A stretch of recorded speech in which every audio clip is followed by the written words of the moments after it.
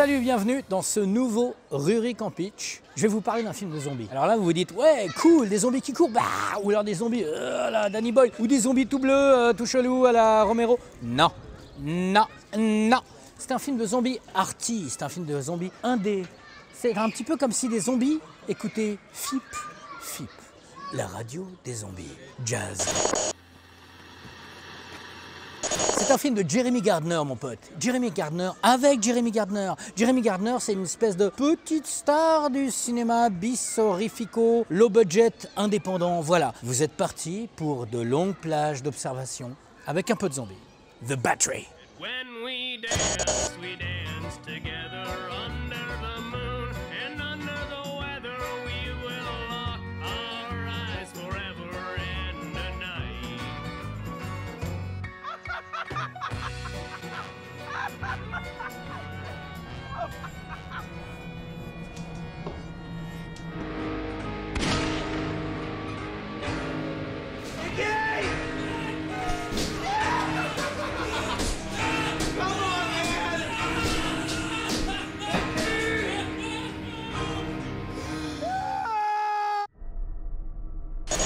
Voilà, le cadreur qui est aussi le dépeceur d'Abidjan m'a dit que ça faisait toujours très bien de sortir derrière un mur comme ça, hein, comme à la télé des grands, donc je le fais, je suis un être soumis, vous le savez mesdemoiselles. Alors, The Battery, c'est intéressant parce que en fait le mec raconte, Jeremy Gardner, il raconte qu'il y avait presque pas de scénario et que les scènes ont plus ou moins été improvisées sur le moment. Alors, c'est possible. C'est possible, c'est un film qui coûte vraiment pas cher, vraiment, je vous en parlerai tout à l'heure, et qui a été tourné, je crois, en 2 semaines, ce qui est vraiment pas long. Donc il y a un petit côté comme ça, complètement flottant, et puis il y a une musique, alors il le met au générique de début et de fin, il y a des groupes, des potes à lui, un petit peu du rock indé, genre... They can take our bones and bury them deep under the river, but we'll still be together. Tu vois les deux mecs comme ça, parce que c'est l'histoire de deux mecs qui attendent, qui font rien. C'est l'histoire de deux mecs dans un monde, on va dire presque post-apocalyptique, où l'essentiel de la planète est devenu des zombies. Mais il y en a très peu dans le film. En fait, ils déambulent, ils s'ennuient un petit peu, ils cherchent des trucs à faire, ils cherchent à s'amuser. Et finalement, c'est un petit peu ce qui t'arriverait à toi, ou à moi, ou à lui, ou au dépeceur d'Abidjan. Si jamais on était dans ce monde comme ça, où il y a presque plus personne, quoi. En fait, on passe pas notre temps à se bastonner avec des épées contre les zombies. On s'ennuie, on déambule comme ça, on essaie de recréer un petit peu de vie.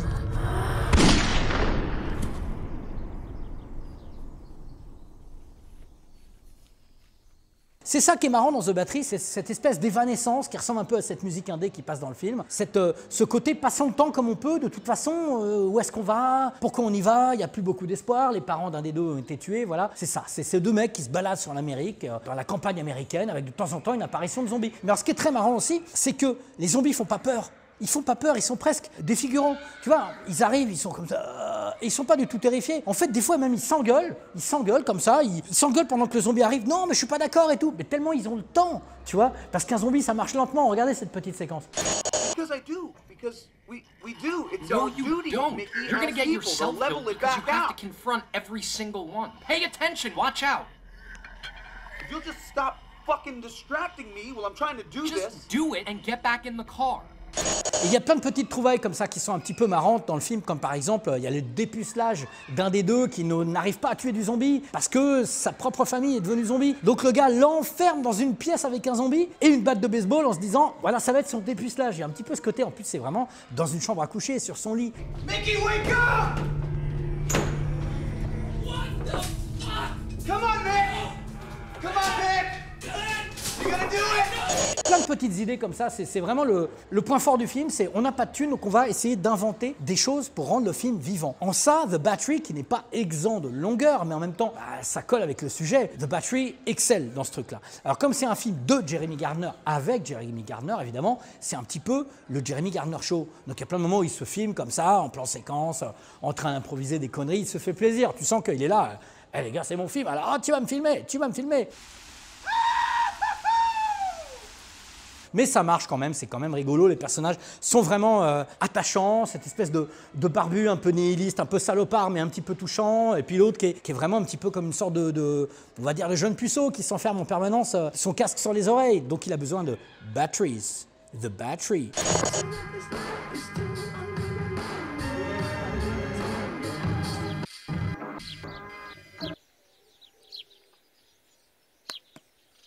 Parce que je vous l'ai dit dans une autre émission, je pense que c'était sur Automaton Transfusion, il n'est pas facile de renouveler le genre zombie, c'est quand même un truc très codifié. Et en gros, comme je vous l'ai dit la dernière fois, entre Danny Boyle, Romero ou Shaun of the Dead, tout ça, il n'y a pas beaucoup de mecs comme ça qui ont vraiment foutu un coup de pied dans la fourmilière et qui ont renouvelé le genre. Donc le film là ne renouvelle pas le genre parce que c'est presque pas un film de zombies, c'est ça qui est marrant.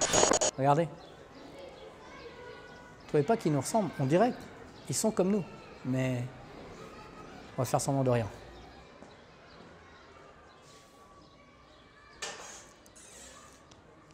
En fait, c'est des créatures qui réagissent au bruit et au mouvement.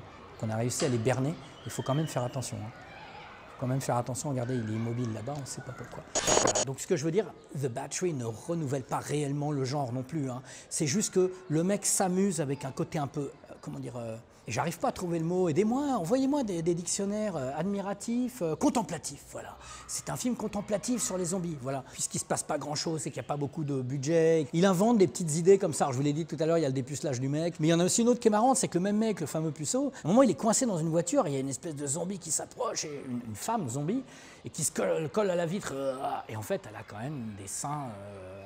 jolie, et elle les colle à la vitre, et du coup, le mec, plutôt que d'être terrifié, ben, en fait, il la regarde en train de coller ses seins à la vitre, et il se masturbe le sexe de manière sexuelle. Voilà. Alors, je vous préviens, vous qui êtes très puritain, ça va vous choquer. Par contre, c'est quand même une bonne idée. Voilà, c'est une bonne idée, comment trouver l'apaisement sexuel grâce aux zombies.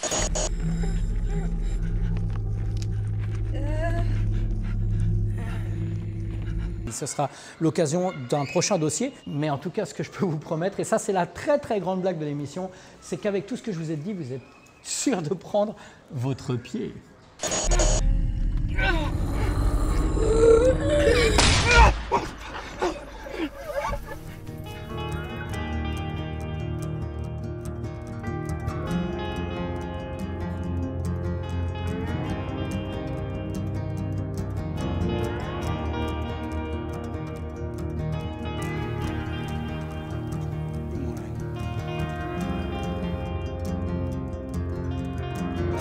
Like sharks.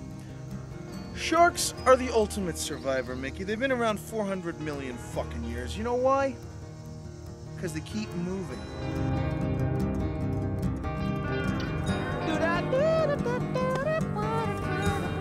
Oh, Jesus Christ! Send Mark!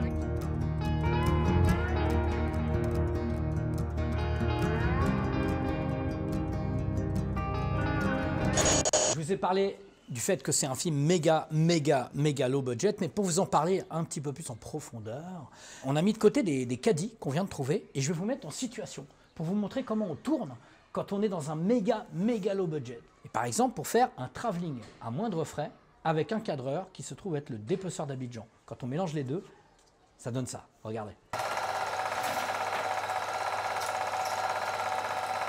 Voilà, vous l'avez vu, le cadreur, le dépeceur d'Abidjan est monté dans un caddie Lidl, notre sponsor pour cette émission. Et là, on est en train de faire du cinéma très petit budget, puisque je suis en train de faire un travelling au prix d'une baguette Lidl, donc bien sûr fabriquée en Chine. C'est formidable, regardez ce travelling, plus vrai que nature, avec un putain de caddie. Alors on peut citer d'autres films qui ont marqué comme ça l'histoire du cinéma très petit budget, plus d'ailleurs que The Battery, qui est plutôt pas mal, que j'avais vu dans un festoche il y a longtemps, mais que j'avais un peu oublié, voilà. Bon, mais il est quand même sympa. Il y a eu El Mariachi de Robert Rodriguez, bien sûr.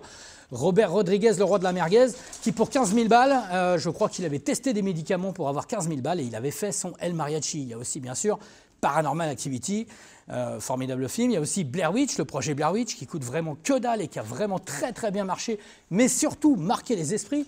One Cut of the Dead, le film japonais relativement récent qui a vraiment cartonné au Japon, encore avec une histoire de zombies. Comment ne pas citer également Astérix aux Jeux Olympiques, avec à peine 78 millions d'euros, pas grand-chose pour faire un film quand même. Citons encore un dernier petit film, Bellflower, qui avait vraiment coûté 10 balles.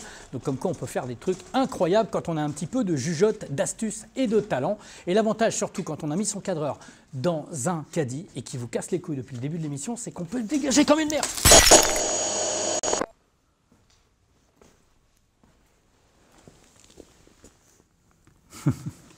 Il est mort, le con.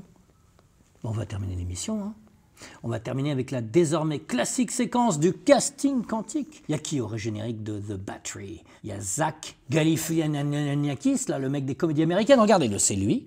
C'est lui. Did you see that? Et son comparse n'est autre que John Leguizamo, qui serait né à Wuhan. John, c'est à toi? À vous. C'est pas Jack et John? C'est Zach et John. Hein, et on va terminer aussi par une petite question, c'est la tradition. Alors vous allez me parler cette fois-ci de vos accidents, mais les accidents que vous avez causés vous-même, parce que vous avez fait une connerie. Et si vous n'aviez pas fait cette connerie, l'enfer aurait été évité. Par exemple, un jour, j'étais avec quelqu'un et il y avait une agrafeuse murale.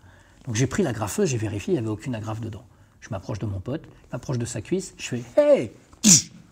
Sauf qu'il y a toujours une agrafe qui est coincée dans le truc. Et je lui ai agrafé la cuisse. Racontez-moi les accidents comme ça. Si c'est encore plus grave que ça, c'est mieux. À bientôt, faites-moi rire. À bientôt.